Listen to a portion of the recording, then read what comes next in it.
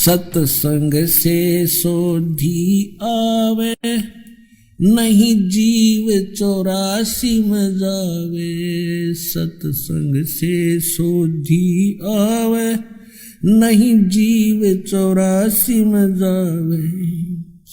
अब मेटो द्वेष और राग, हो राग या उम्र बतेरी जाली। अब मेटो द्वेष और राग, हो राग या उम्र बतेरी जाली। अब आपको दास दिखाएगा उनके इतिहास कि आदि शंकराचार्य ने क्या विधान बताया।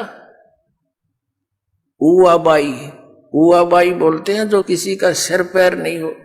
उन्होंने क्या बताया कि जीव ही भगवान है, जीव आत्मा ही परमात्मा है और कोई परमात्मा नहीं। अयम आत्मा ब्रह्म, ये आत्मा ही परमात्मा, ब्रह्म माने ईश्वर भगवान। और फिर क्या बताया कि भगवान विष्णु की पूजा करो, भगवान शंकर की पूजा करो, और भगवान शंकर पूर्ण परमात्मा है, परम ब्रह्म परमात्मा है। बता कोई सिर पैर है इनका। जब जीव ही भगवान है तो शिव जी फिर भगवान कहां हो गया? फिर उसकी पूजा की जरूरत क्या, अपनी पूजा कर लो तुम। अब दिखाते हैं थोड़ा इतिहास इनका। पुण्यात्माओं, ये दास जो प्रयत्न कर रहा है इसको आलोचना ना समझे। दास की एक विनम्र प्रार्थना है आपसे, इसको आलोचना ना समझे दास के इस परमार्थी प्रयत्न को। ये आपके लिए वरदान सिद्ध होगा। आलोचना तो वो होती है जो हम झूठी कथा सुनावे और अपने स्वार्थ के लिए उनसे हटाकर अपनी दुकान चलावे। नहीं, दास केवल वही बता रहा है जो अपने सदग्रंथों में लिखा है और इन महापुरुषों ने जो अपने कर कमलों से लिखा हुआ है, इनका अनुभव लिखा हुआ है इसमें। और हमारे सदग्रंथ क्या बताते हैं और जिन महापुरुषों ने परमात्मा को पाया उनके क्या अनुभव है। तो जिन्होंने परमात्मा पाया उनका अनुभव हमारे सदग्रंथों से मेल खाता है, और जिनको भगवान मिला नहीं उनका न सदग्रंथों से मेल खाता और न ही उन महापुरुषों की विधि और उनके ज्ञान से मेल खाता। तो वो यूजलेस है। उसको दास प्रार्थना करता है कि उनको त्यागना पड़ेगा अपने कल्याण करवाने के लिए। बस इतनी सी बात है। जो दिशा से दूसरी दिशा में जा रहा है सुदिशा से, तो उसको दिशा दिखाने का प्रयत्न दास का है। जैसे एक बार किसी ने नकली नोट छाप दिए थे 500-500 के और 1000-1000 के। तो सरकार ने क्या किया था, टेलीविजन के माध्यम से, समाचार पत्रों के माध्यम से ओरिजिनल और डुप्लीकेट दोनों को साथ साथ दिखाया था और बताया था कि ऐसा डुप्लीकेट होता है, ऐसा ओरिजिनल होता है। तो सरकार कोई आलोचना नहीं कर रही थी, महापरोपकार किया। लाखों लोग गरीब आदमी मारे जाते, निर्धन हो जाते, लुट जाते, पिट जाते। तो पुण्यात्माओं, वो तो धन की हानि बची और आपकी हानि जो है उसको तो आपको पता ही नहीं। एक श्वास मनुष्य जीवन की कितनी कीमत है, 14 लोग एक साइड में रख दे, एक श्वास की कीमत, और एक तरफ मनुष्य जीवन के श्वास उश्वास की कीमत रख दे, तो वो भी पलड़ा भारी रहे एक श्वास की कीमत का। परमात्मा कहते हैं कबीर साहब जी, कहता हूं कहीं जात हूं, कहूं बजा के ढोल, श्वास जो खाली जात है ये 3 लोक का मोल। अपने आत्माओं, अब कितनी कीमत बताई है महापुरुषों ने, और हम इसको बर्बाद कर रहे हैं क्योंकि शास्त्र विधि त्याग कर मनमाना आचरण करके।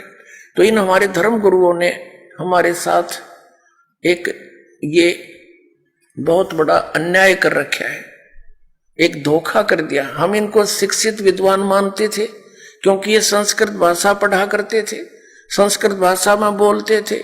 सभी सदग्रंथ हमारे पवित्र 4 वेद, पवित्र श्रीमद् भगवद गीता, पवित्र 18 पुराण, ये सब संस्कृत भाषा में लिपिबद्ध थे।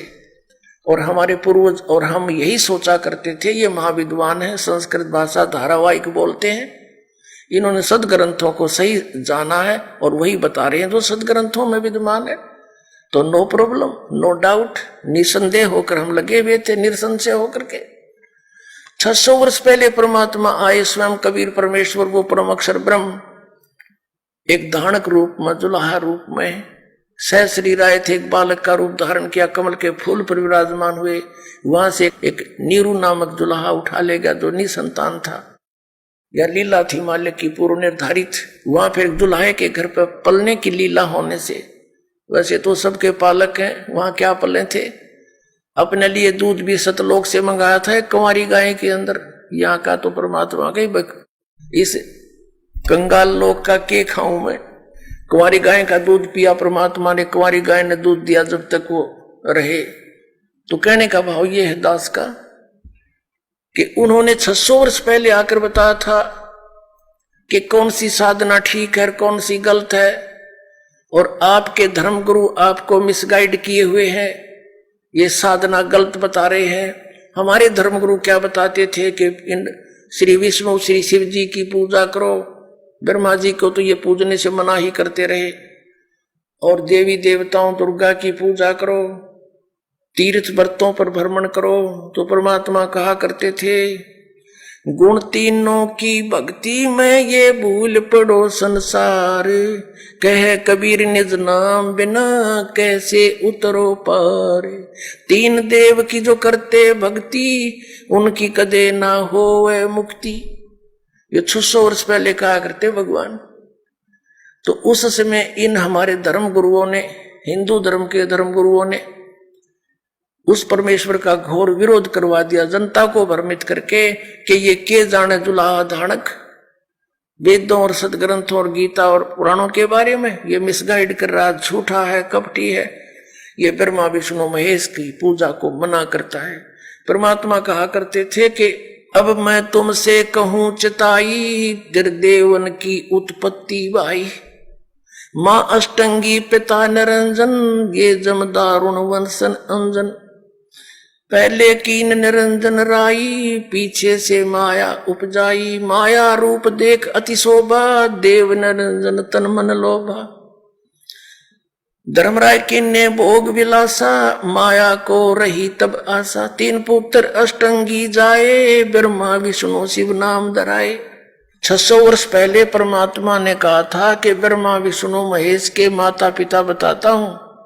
ये ज्योत निरंजन, ये सरपुरुष ब्रह्म, ये काल तो इनका पिता है, और यह अष्टंगी दुर्गा इनकी माता है। ये नासवान है ब्रह्मा विष्णु महेश, ये अविनाशी नहीं है। तो इन बातों का उन हमारे हिंदू धर्म के धर्म गुरुओं शंकराचार्य से ग्रहण, उस अज्ञान के आधार से परमात्मा के बच्चों को उन्हीं का शत्रु बना दिया। ये झूठा है, ये कपटी है, ऐसा कहीं नहीं लिखा है। ये क्या जाने संस्कृत को, ये दुल्हा शूद्र जाति में जन्मा है, इसके ये संस्कृत पढ़ ही नहीं सकता। तो ये बात हमारा घर कर गई हमारे पूर्वजों के, कि ये बात तो हमारे गुरुओं की साची है कि कबीर साहब जो है संस्कृत तो ये पढ़ ही नहीं सकते, क्योंकि उस समय केवल एक ब्राह्मण वर्ण ही संस्कृत भाषा के पढ़ने का अधिकारी था। अपने आत्माओं, जिसने संस्कृत पढ़ी नहीं, तो इससे सिद्ध है हमारे ग्रंथ भी नहीं पढ़े उन्होंने, और उन्होंने 600 वर्ष पहले ये बता दिया कि ऐसा है। आज हमारे सदग्रंथों में मिला कि ब्रह्मा विष्णु महेश नासवान है, दुर्गा इनकी माता है, यो सदा शिव यानी काल रूपी ब्रह्म इनका पिता है। तो वो क्या थे? वो भगवान थे। अपने द्वारा रची हुई सृष्टि को वेद बताते हैं कि परमात्मा ही स्वयं आकर ठीक ठीक विस्तार से वर्णित करता है, और वो परमेश्वर नहीं आकर के।